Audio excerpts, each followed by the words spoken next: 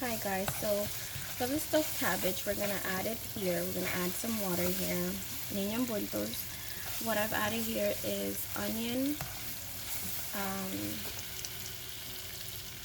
2 spoons of tomato paste, garlic, vinegar, and sofrito. Alright, so now we're gonna add some water.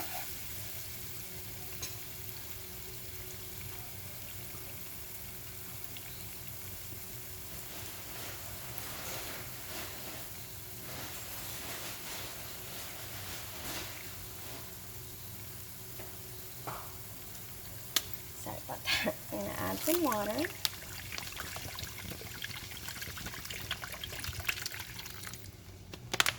And I want it to have like a little bit more color in it. So what I'm gonna do is I'm gonna add some more tomato paste to it so that it has like a little more red to it. 1 more spoon, so that's about 3 spoons of tomato paste. And we're just gonna let it, we don't have to let it boil before we put in the stuffed cabbage, but I'm gonna show you now how to make the stuffed cabbage. Also, what I want to do is I want to add some cabbage,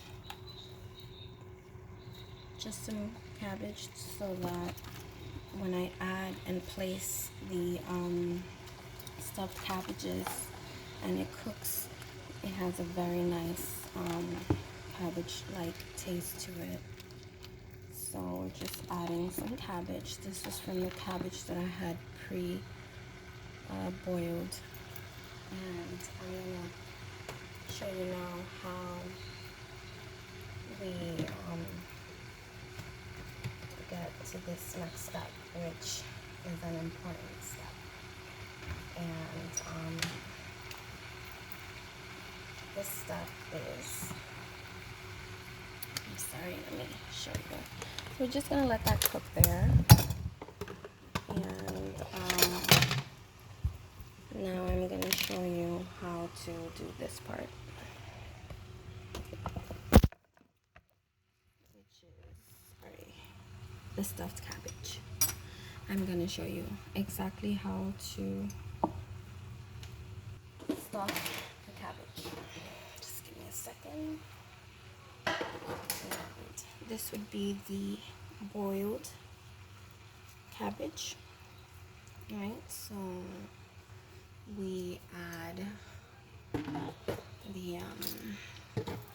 the meat that has already been, we have cooked down the rice and the meat.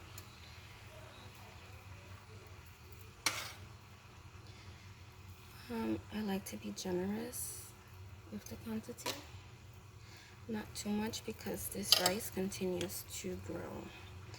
I'm sorry, I forgot this step. You see this stem here? If you have this stem here, you cut it down so that it's easier for you to fold it. Right, so what I like to do is wrap it like so. Take the corners and just kind of like tuck it in and continue to wrap it. Right? That's one. I'm gonna do another one for you guys. Here's another piece of cabbage that we took off, and what we want to do here is take this stem off, because this makes it harder for us to bend it. Right? Okay, so now we're gonna take some more, because it's a big piece of cabbage. I'm going to add maybe 3 spoons of this, and then I'm going to continue to wrap it. right, and hold it tightly here. Some people do use toothpicks so that they can close them before they put them in the water to boil and cook, but I'm not going to be using any toothpicks today just because I don't have any. I think it is easier to use toothpicks because that way they don't kind of open, but this way they stay like this because once they're in the heat. So you see I have 2 of these, right? Now we're gonna add them to this.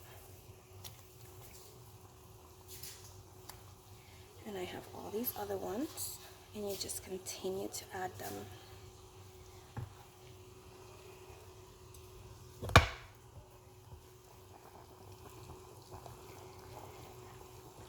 Like so.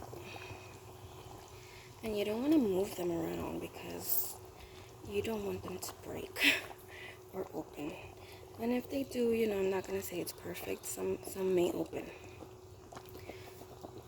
That's why some people do prefer to use toothpicks. And I just leave them there. And I would say we let it cook here for maybe 20 minutes.